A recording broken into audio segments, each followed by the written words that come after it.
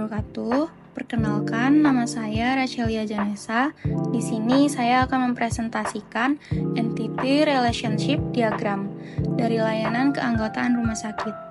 Jadi teman-teman, di sini itu ada 5 entitas. Entitas pertama itu ada entitas kamar, lalu pasien, ada resepsionis, dokter, dan terakhir obat. Nah, di sini saya akan membuat diagram entitasnya dulu. Di sini kita menggunakan diagram entity. Nah, ini saya akan tulis entitas kamar. Nah, di entitas kamar ini memiliki 3 atribut. Nah, atribut pertama itu ada kelas kamar, nomor kamar, dan nama kamar.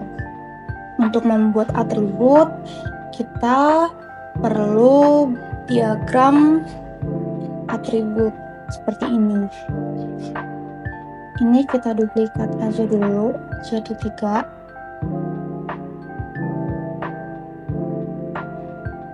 Nah, di sini atribut pertama saya tulis kelas kamar. Lalu atribut kedua nama kamar. Atribut ketiga di sini ada nomor kamar.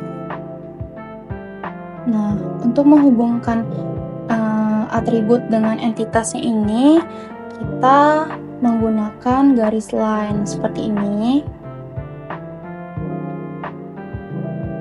Kita duplikatkan lagi menjadi 3.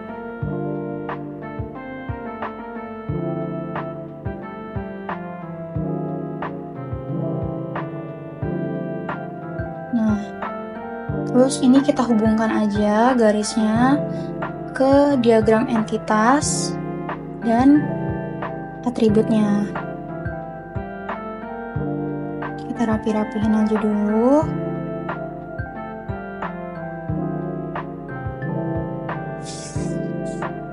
Oke, ini tinggal kita rapiin ya, teman-teman. Nah, bisa dilihat di sini kamar ada 3 atribut.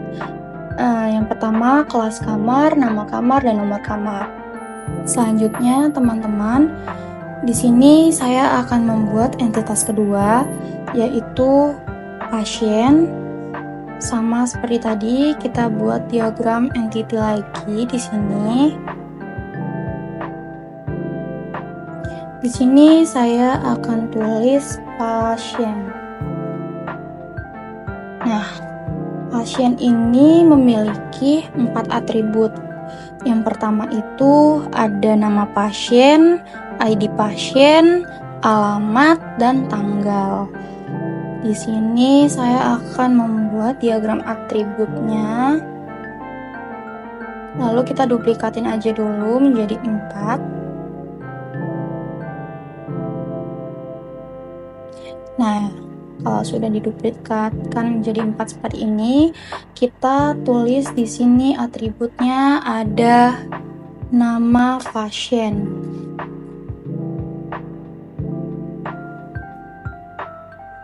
Lalu yang kedua ada ID pasien. Lalu yang ketiga ada alamat. Dan terakhir ada tanggal. Di sini kita buat line lagi untuk menghubungkan entitas pasiennya dengan atribut-atributnya. Ini kita duplikatkan dulu menjadi 4 line-nya.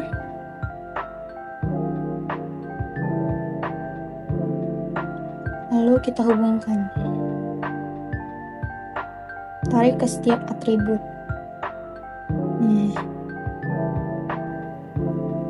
Jika sudah dihubungkan ke setiap atribut, maka ini tinggal dirapihkan.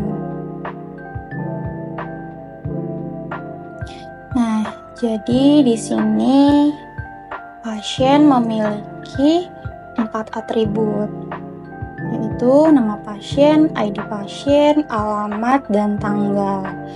Nah, di sini pasien mempunyai relasi. Kamar dan pasien mempunyai relasi, yaitu adalah rawat inap. Di sini relasi kita membuat diagramnya seperti ini. Seperti segitiga ini relationship.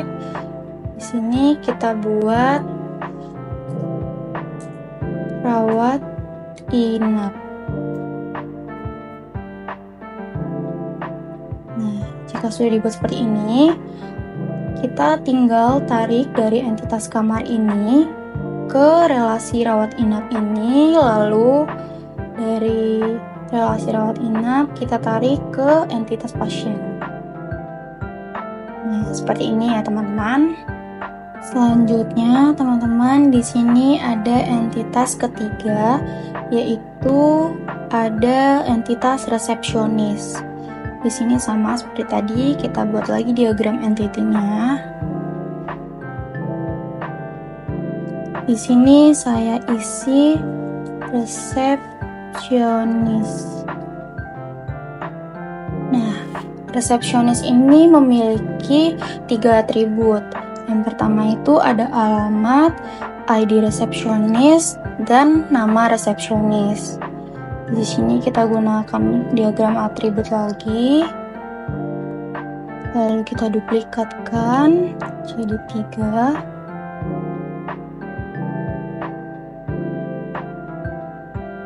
Nah, seperti ini. Lalu di sini kita isi alamat, lalu ID resepsionis,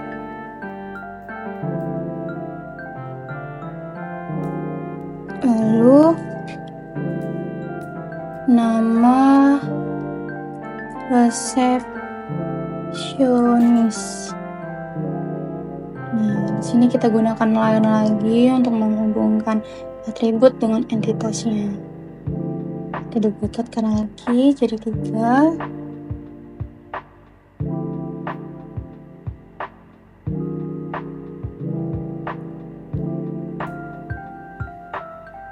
Jika sudah terhubung semua pada atributnya, maka tinggal dirapihkan. Nah, jadi di sini pasien dan resepsionis ini memiliki relasi. Relasi pasien dan resepsionis ini adalah administrasi. Maka di sini akan saya buat relationship segitiga seperti ini untuk membuat relasinya. Di sini saya tulis administrasi. Lalu kita hubungkan saja dari entitas pasien ke lalu ke relasi ini kita hubungkan ke resepsionis. Nah, seperti ini. Selanjutnya di sini saya akan membuat entitas keempat, yaitu dokter. Di sini kita gunakan diagram entity lagi. Di sini saya tulis dokter.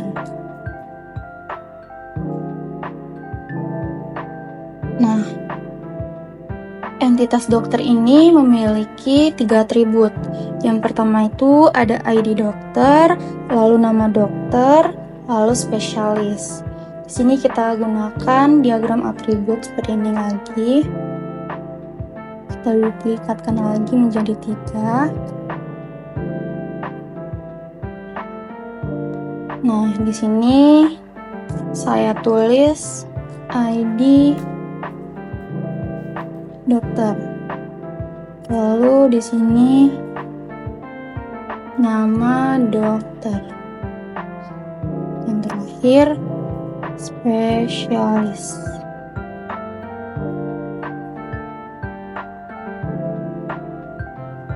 Lalu kita buat line lagi untuk menghubungkan atributnya. Kita duplikatkan lagi.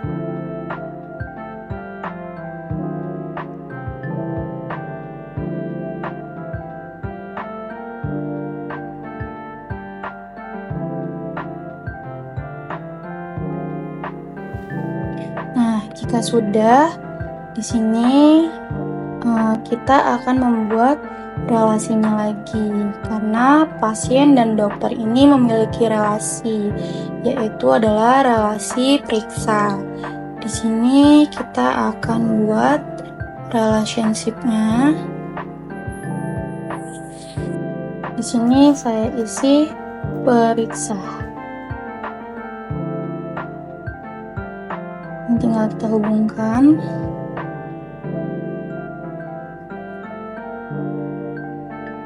Nah, seperti ini. Selanjutnya, kita akan membuat entitas kelima terakhir, yaitu obat. Di sini kita gunakan lagi diagram entity. Saya akan buat di sebelah sini. Di sini saya tulis obat. Nah, obat ini memiliki 3 atribut. Yang pertama itu ada kode obat, lalu nama obat, dan jenis obat. Di sini kita gunakan diagram atribut. Kita duplikatkan jadi 3 lagi. Lalu kita gunakan line untuk menghubungkan atributnya.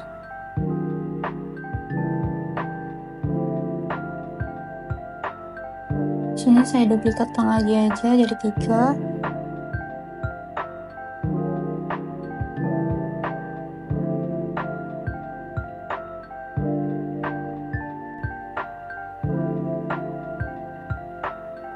Nah, kalau sudah, di sini saya akan membuat relasi dari pasien ke obat ini ada relasi, yaitu adalah mendapat. Jadi pasien mendapat obat. Saya akan membuat relationship segitiga ini lagi. Di sini saya akan tulis mendapat. Lalu di sini saya akan buat line seperti ini untuk menghubungkan dari entitas pasien ini ke atribut, ke relasi mendapat ini. Lalu di sini saya duplikat. Di sini saya hubungkan dari relasi mendapat ke relasi entitas obat. Selanjutnya seperti ini ya teman-teman. Jika sudah selesai, maka diagramnya seperti ini. Lalu di sini saya akan membuat kardinalitasnya. Di sini kamar dan pasien ini memiliki kardinalitasnya, yaitu adalah one to many. Karena setiap pasien dapat dirawat di satu kamar. Tetapi satu kamar bisa ditempati oleh beberapa pasien. Maka dari itu saya akan tulis di sini one. Di sini teman-teman bisa klik 2 kali aja untuk mengisi ininya, kardinalitasnya. Lalu di sini saya tulis many. Jadi kardinalitas dari kamar dan pasien adalah one to many. Selanjutnya di sini saya akan membuat kardinalitas dari pasien dan resepsionis. Karena pasien dan resepsionis ini memiliki kardinalitas yaitu one to many. Karena pasien dibantu oleh resepsionis untuk administrasi dan satu resepsionis dapat melayani banyak pasien. Maka dari itu di sini saya akan tulis many, di resepsionis saya akan tulis one. Jadi Kardinalitas dari resepsionis dan pasien ini adalah one to many.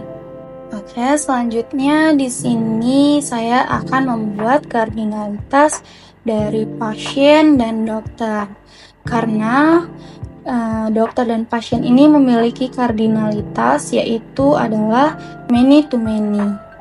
Karena pasien diperiksa oleh satu dokter atau lebih dokter, dan satu dokter dapat memeriksa banyak pasien. Maka di sini saya akan membuat many to many. Jadi pasien dan dokter ini kardinalitasnya adalah many to many. Selanjutnya saya akan membuat kardinalitas dari pasien dan obat.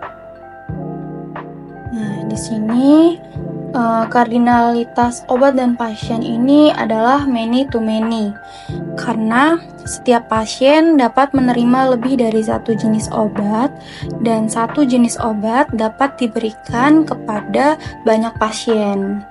Maka di sini saya tulis many to many. Jadi pasien kardinalitasnya dengan obat adalah many to many. Jadi ini dia hasil entity relationship diagram dengan menggunakan jenis bisnis layanan keanggotaan rumah sakit. Selanjutnya akan dijelaskan oleh rekan saya.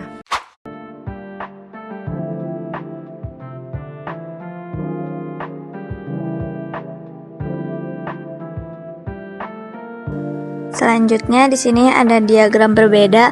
Mungkin teman-teman bisa lihat di sini ada tabel kamar, pasien, resepsionis.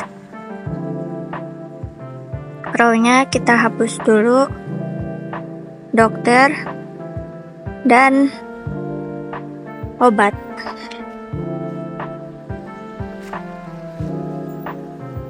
Sama seperti yang sebelumnya, tapi di sini tabelnya berbeda. Di tabel ini ada primary key dan forage key. Terlebih dahulu kita rapihkan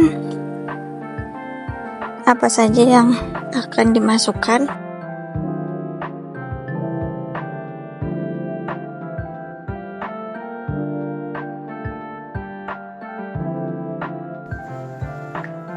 Kita isi primary key kamar, ada no kamar, nama kamar, kelas kamar.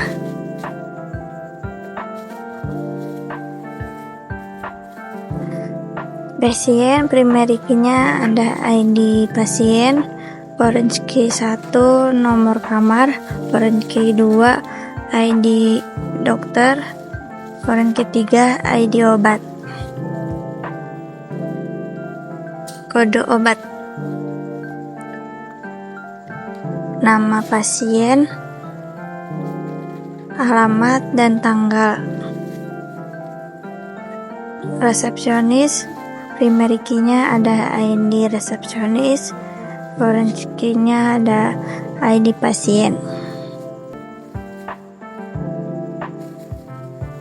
Nama resepsionis dan alamat. Dokter, primary key-nya ada ID dokter, atributnya ada nama dokter dan spesialis. Dan terakhir obat, primary key-nya ada kode obat, nama obat dan jenis obat. Selanjutnya kita sambungkan.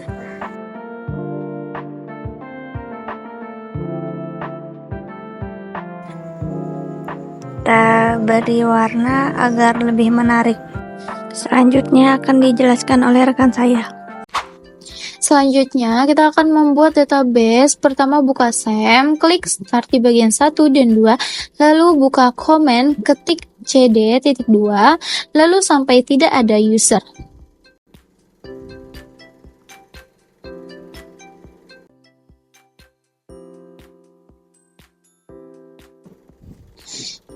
Buat database baru dengan nama kelompok 8 rumah sakit, lalu gunakan database kelompok 8 rumah sakit.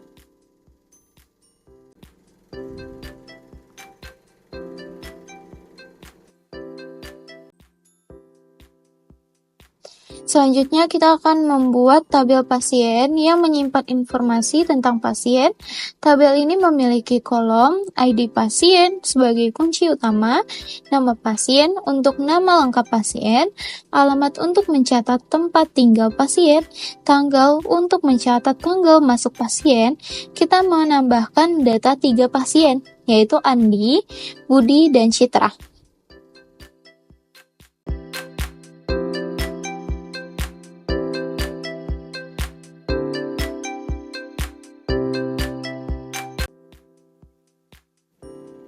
Selanjutnya, kita akan masukkan tabel kamar. Tabel kamar mencatat informasi tentang kamar rumah sakit. Kolom yang digunakan adalah nomor kamar sebagai kunci utama, nama kamar untuk jenis kamar seperti VIP, reguler, atau ekonomi.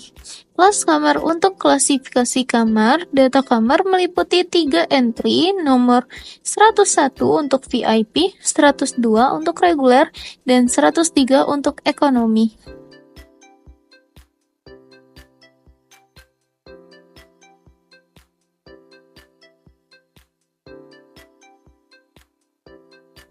Selanjutnya, di sini ada relasi rawat inap. Tabel rawat inap menghubungkan pasien dengan kamar menggunakan relasi. Kode untuk membuat tabel ini dengan relasi Forenski, memastikan data pasien dan kamar terhubung.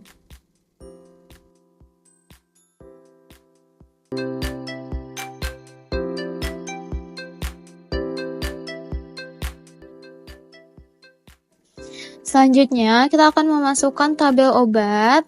Tabel obat mencatat detail obat dengan kolom kode obat sebagai kunci utama, nama obat untuk nama obat, jenis obat untuk tipe obat seperti tablet atau salep. 3 obat dicatat, paracetamol, omeprazol, dan amoxicillin.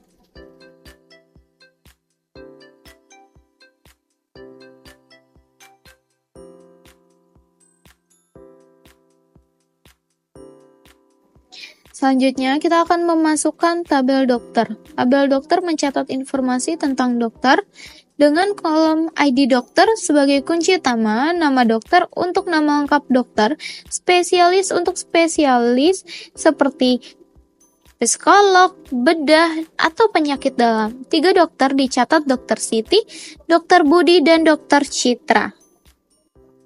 Selanjutnya, di sini ada relasi periksa. Relasi periksa menghubungkan pasien dengan dokter yang memeriksa mereka. Dengan memasukkan ID pasien adalah kunci asing yang merujuk pada pasien, ID dokter adalah kunci asing yang merujuk pada dokter. Misalnya, pasien Andi diperiksa oleh Dokter Siti.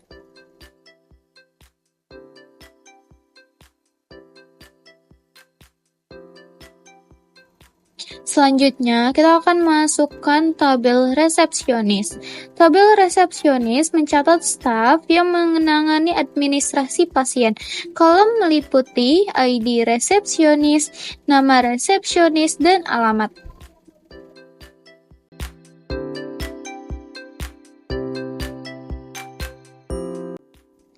Selanjutnya ada relasi administrasi. Relasi administrasi menghubungkan pasien dengan resepsionis yang menangani mereka. Misalnya pasien Andi dibantu oleh resepsionis Rina.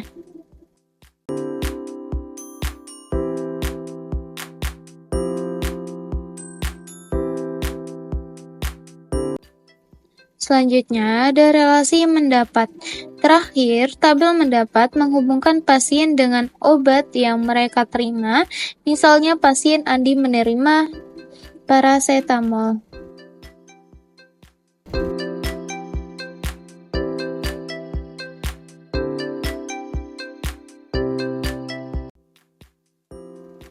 Jika sudah selesai semuanya, lalu kita cek menggunakan kode DES, pasien, kamar, obat, dokter, dan resepsionis, lalu masukkan select bintang from pasien, dan seterusnya.